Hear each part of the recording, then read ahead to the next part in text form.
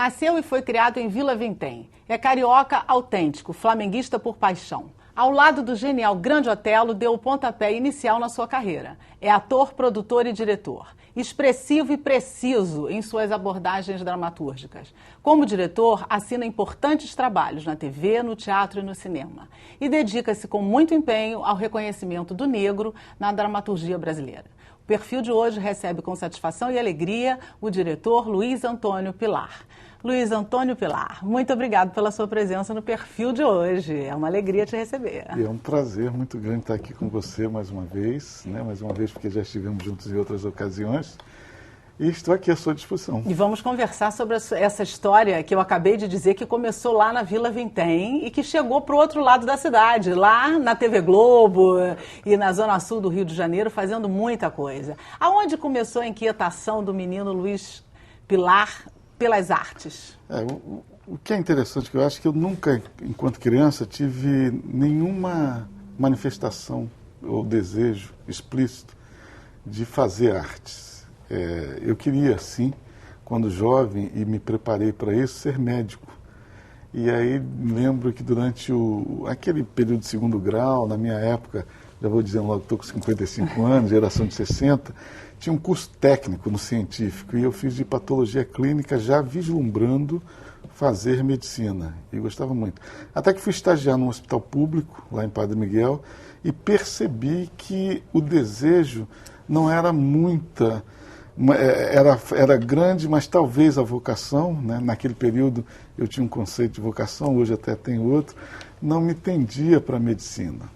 E aí eu fiquei meio que 19, 20 anos, o que fazer. Até que o teatro cai na minha vida, inicialmente como espectador, e eu vislumbrei a possibilidade de fazer aquilo de uma forma muito agradável e bem. Eu falei, acho que eu gosto de fazer isso. E aí, imediatamente, me matriculei numa escola de teatro, na época, na Martins Pena. Isso eu já estava com 21 para 22 anos de idade.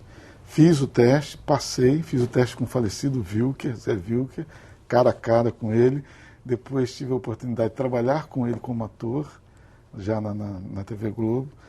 E comecei a minha carreira ali, estudando na Martins Pena. Mas até então você não tinha nenhum envolvimento com teatro? Até então eu não tinha nenhum envolvimento na escola. Nem na escola, nem na família, em lugar nenhum. Em lugar nenhum. Foi realmente um insight que te deu? Foi um insight que me deu. Eu vi um espetáculo... Qual foi o espetáculo, você lembra? Se eu não me engano, acho que foi a Ópera do Malandro. A primeira montagem, foi no Teatro Ginástica. Em 77, por aí. 79. Talvez, por aí, nessa época, com o Emiliano Queiroz, Elba Marieta Ramalho, Severo. Marieta Severo, tinha um negão, Nadinho da Ilha. Verdade. Foi uma coisa que me impactou muito. Mas é uma peça impactante, né? Aquela realmente. montagem, eu primeiro fiquei deslumbrado em como é que aquilo era possível de ser feito. E depois eu falei, mas eu acho que eu posso fazer. E aí fui conversar com meu pai. É bom que se note, porque assim, era uma época em que essa interseção, essa comunicação entre o subúrbio do Rio de Janeiro e a Zona Oeste e a Zona Sul, onde estava concentrado o maior número de teatro, o maior número de artistas, não tinha essa ligação como se faz hoje. Né? Tinha uma cidade além túnel, uma cidade pós-túnel. Então eu fui conversar com meu pai. Eu falei, acho que eu não vou fazer medicina. Eu fui o primeiro da geração da minha família a entrar para uma universidade e me formar. Até então ninguém tinha entrado para uma universidade. E aí ele, um negão, imagina, operário lá, tudo bem, vai fazer então. Eu fiquei muito chocado. Aí ele falou, caramba, ele queria que eu fosse médico, eu queria ser médico, eu falo, vou trocar e vou fazer teatro. E ele fala, ok, vai fazer. Isso me imbuiu de uma responsabilidade, assim, tem que dar certo. Tem que fazer bem feito. Tem que fazer bem feito, tem que chegar em algum lugar. E aí comecei e me pautei por uma coisa que eu aprendi desde cedo. Me pautei pelo aprendizado, pelo estudo. Eu acredito que essa profissão, embora tenha muito de talento, de coisa nata, você tem que estudar, você tem que a cada dia estar se aprimorando, vendo, lendo, assistindo. E aí eu fui me preparando dessa forma. Entro na Martins Pena, faço e concluo o meu curso de ator, mas ali dentro eu descubro que o meu desejo maior estava na organização desse negócio, de trabalhar pelo backstage, de ser diretor, de pensar, e intuitivamente, eu tenho que dizer isso, eu percebo que a carreira de ator no Brasil, se o próprio ator não tiver um certo domínio de proposição, de propor sobre ela, vai ficar à mercê do trabalho dos outros, e já começa a perceber também de maneira intuitiva que o negro dentro desse arcabouço ainda tem um quezinho a mais. E aí comecei eu mesmo a propor os meus trabalhos. E vou chegar à televisão em função disso. Desse início aí. Você colocou aqui, muito bem colocado, essa questão da Zona Sul com o subúrbio, que havia uma distância muito maior do que há hoje. São universos muito distintos. O que era mais gritante, Pilar? O desconhecimento que o lado da Zona Sul tinha pelo lado do subúrbio e pela Zona Oeste e os grotões da Zona Norte. E vice-versa? E vice-versa. O Versa, talvez um pouco menos, porque a gente tinha muitas notícias de lá. Eu me lembro, por exemplo, já, bem aqui, Milton Nascimento cantando, né? Ficar de frente para o mar, de costas para o Brasil, não vai fazer desse lugar um bom país. Eu acho que já era um anúncio dessa coisa, olha, vamos olhar um pouco para o lado de cá também. Então, esse olhar para o subúrbio, essa diferenciação, esse até um pré-conceito... E que gera, de certa forma, um pouco de exclusão? De exclusão, acho que era uma coisa muito mais gritante. E eu me imbuí disso. O que eu fiz? Eu peguei esses elementos e trouxe para o lado de cá. Eu nunca neguei isso. Eu me lembro quando Ao contrário, você foi fazer a abolição com o Grande Otelo e depois ficou conhecido até como o abolicionista de Padre Miguel. Aí saiu o Jornal Dia, dá uma capa, na época, saiu num domingo, você é um abolicionista que veio de Padre Miguel. Porque eu vivi lá tantas manifestações culturais, muitas delas ligadas à escola de samba, mocidade, que eu vi uma riqueza, uma profusão de coisas que eu poderia abordar no meu teatro, ou até mesmo na televisão, no cinema, que eu pudesse vir fazer. E não se pode perder como memória, né? Não se pode perder como memória. Memória da convivência com aquela senhora rezadeira, memória com aquela senhora cozinheira, memória com aquele senhor que contava causos na esquina e que a comunidade falava, mas o seu fulano é muito mentiroso. E que eu já ouvia como um grande contador de histórias, adorava isso. E aí vim trazendo isso para cá. Eu acho que isso nunca me incomodou, muito pelo contrário. Era um elemento a mais naquilo que eu vinha observando, tentava fazer essa conjugação. E que você faz questão de ratificar no seu trabalho, no dia a dia, essa questão de não deixar para trás a sua origem, a sua história, a sua memória, como você está falando. E por razões óbvias, como você colocou, o seu olhar é bastante voltado para a questão do negro, não só na sociedade, como especialmente na dramaturgia, né? Você tem um trabalho muito forte com isso. E isso, na prática, quer dizer andar a segunda milha. Quer dizer mais enfrentamento, quer dizer mais resistência, porque ter que botar uma lente de aumento onde as pessoas não querem, né? Exatamente. Então, qual é o teu ponto de partida para tentar chegar onde você quer chegar e, aliás, onde você está chegando?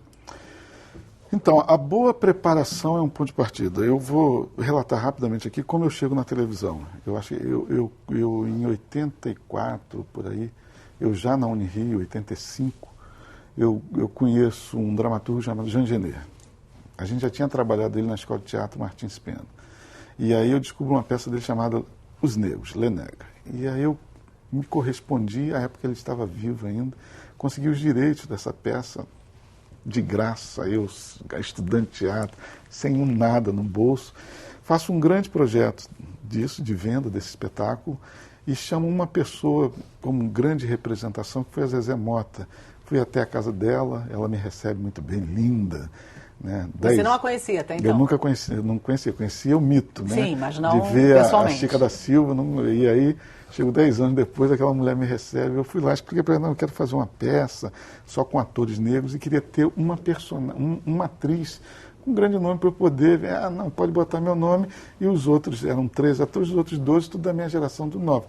E aí cheguei a uma defesa de pauta desse espetáculo num teatro público. E quando eu fui informado, olha, leva o seu espetáculo, leva o seu projeto lá para o Avancini, na Rede Globo, que ano que vem ele vai começar a rodar uma série sobre os 100 anos da abolição.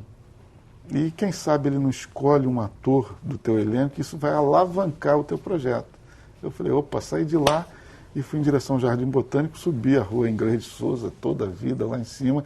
Cheguei lá, me apresentei para ele, ele olhou o projeto, na época tinha, que hoje é minha amiga, Maria Pompeu, era assistente de direção dele, um cargo que eu vim exercer depois.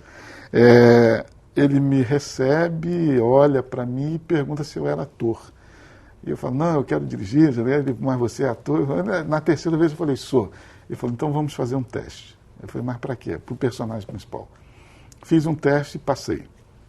E aí fui contracenar com um grande Otelo, para minha grande felicidade, e ficou meu amigo até a morte. Então, o ponto de partida foi a excelência. Eu vislumbro até hoje a dificuldade que temos de inserção nesse mercado do audiovisual, no mercado de teatro, nesse mercado das artes cênicas de um modo geral. Então, eu acho que a gente tem que partir sem contestação, de uma maneira inconteste, porque para a gente a cobrança é muito maior. O ranger, a distância do erro é muito menor. Então, partir para um espetáculo com Genet, as pessoas já não podiam falar. Um texto do Jean Genet, ele escreveu lá em 1947, 49, para um grupo de teatro francês, e eles até se ressentiam dessa peça não ter sido montada no Brasil ainda. Então, partimos para isso. Isso starta o meu processo na televisão. Eu vou fazer a minissérie com a Avancini, que se desdobra em duas. Na verdade, ele faz, no ano seguinte, com os mesmos personagens, inserindo na mesma história o centenário da abolição, e era um projeto experimental dele, Avancini, com o Boni, já pensando em umas microséries, numa diminuição do tempo de novela. Eles queriam experimentar isso, então me parece que é pela primeira vez a gente tem uma série de 4 capítulos no ar, a Globo estava experimentando, mas desde o primeiro dia eu falava para ele, eu estou aqui, mas eu sou diretor. Mas rendeu, a série rendeu. Rendeu, ela foi pro ar. E mesmo tendo começado tão bem, digamos assim, como ator, você realmente já estava decidido a ser diretor, por quê? Realmente eu estava decidido a ser diretor porque eu via que esse espaço deveria ser ocupado com alguém que tivesse esse compromisso de pensar, e eu pensava desde então, um protagonismo negro. Eu não sei por que cargas d'água, hoje eu talvez consiga explicar melhor. Eu vislumbrava que só o ator não resolveria o problema da inclusão da personagem negra em cena. Por quê? Hoje eu defendo isso para alunos, onde eu vou dar palestras, numa cadeia de produção, na televisão, por exemplo, o ator talvez seja o penúltimo elo de uma corrente. O último é o público. Então, quando ele chega, já está quase que tudo pré-determinado. Ele vai dar uma contribuição com o seu talento, com a sua interpretação. Mas a gente já discutiu o cabelo, a gente já discutiu o figurino, a gente já discutiu o texto, a gente já discutiu o mote, a forma, e aí o cara chega e se encaixa ali. Eu sempre pensei, e depois que eu entro para a televisão, mesmo com o ator, com o Avancini, eu vou vendo todo o processo. Ele vai lá, assim, vai estudar seu texto. Eu falava, já estudei, e ficava vendo as reuniões. Eu falava, falta alguém para pensar isso. Então, na verdade, você começou a pensar o diretor para trazer esse universo que te interessava dizer, que te interessava, aliás, te interessa dizer e falar, né? E existe uma coisa que eu acho que você deve notar ainda. Acho que ainda acontece. Você pega o roteiro, o autor te manda, o roteirista, enfim, e tem assim, advogado negro, professora negra, médico negro, tem essa referência. Isso é uma referência que, em tese, não deveria acontecer. Ele é médico, advogado, ou seja lá o que for, professor. O negro é o apêndice do negócio. Eu acho que isso é onde você deve se bater ou se colocar mais à frente sobre essa questão da inserção do negro. Eu quero que você fale isso pra gente no próximo bloco, porque agora a gente vai fazer um pequeno intervalo e a gente volta com mais perfil para você. Não sai daí não, que é rapidinho.